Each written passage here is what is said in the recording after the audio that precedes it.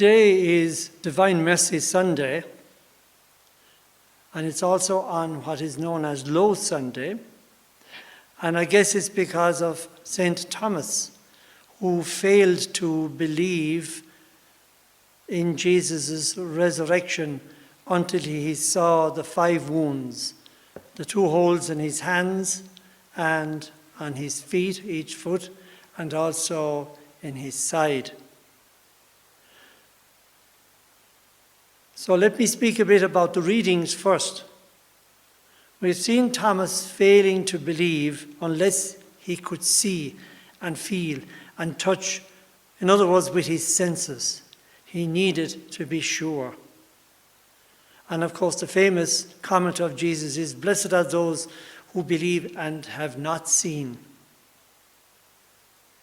Of course, Thomas became a great man and a great missionary, and he said on that day, "My Lord and my God." He was totally and utterly converted to the fact that Jesus had risen from the dead and is Lord and Master of our lives. We may think it was easy for the disciples to believe because they were with Jesus and they moved around with him. And they saw him with their human eyes and heard him speaking so beautifully and so with great strength and power. And they saw his miracles. But it took a long time for them to believe until the resurrection.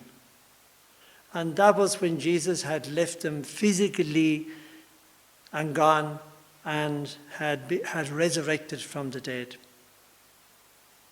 In fact, they were more disadvantaged than we are because they were struggling with what they saw.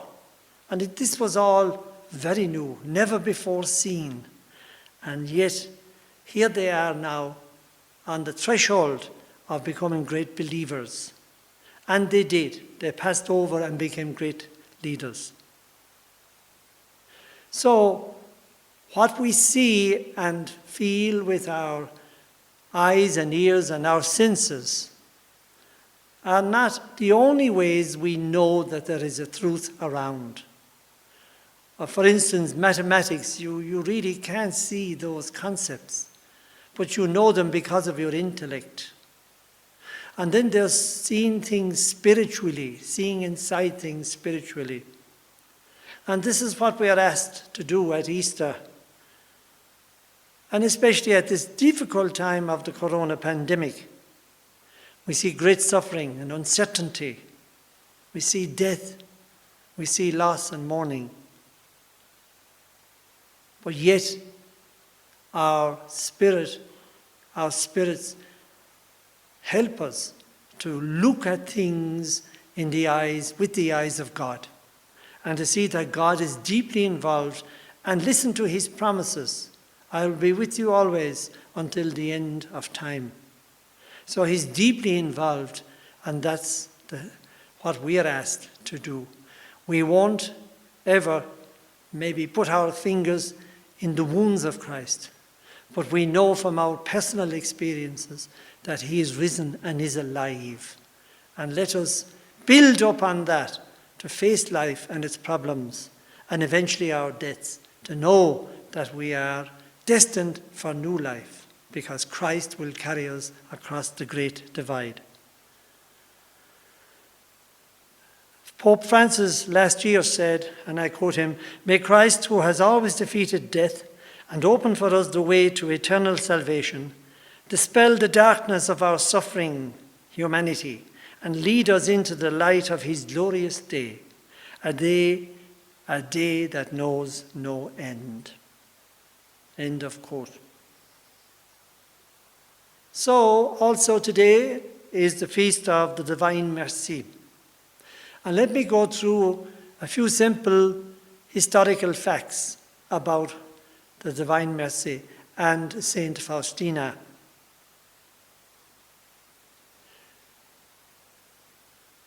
On August 25, 1905, Helena Kowalska was born in Poland, the third of 10 children living off a small farm and her father's carpentry work. At the age of 7, Helena hears a voice calling her to religious life. In 1920, at the age of 15, Helena begins domestic work to support her large family.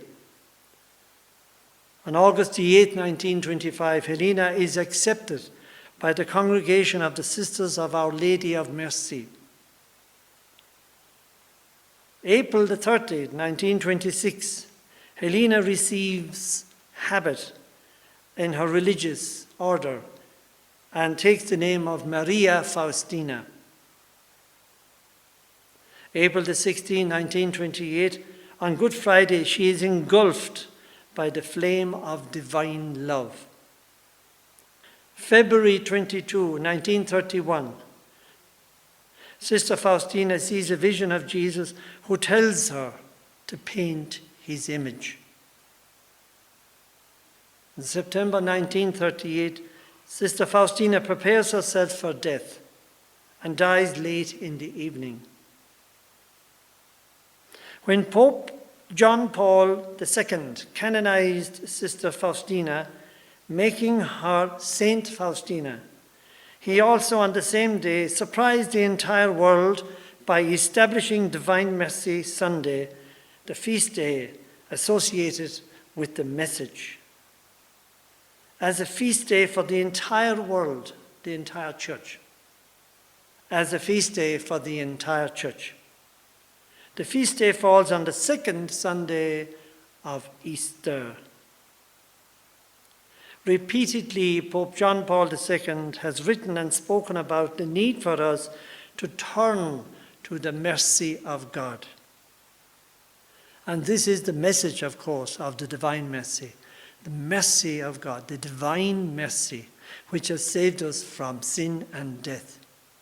We are privileged in our diocese here to have a parish named after the divine mercy.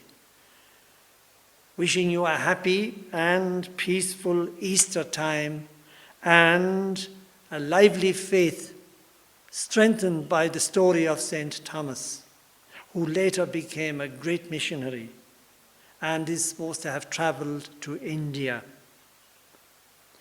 And may the divine mercy of the Lord Jesus Christ, the second person of the Trinity, enrich your souls as well.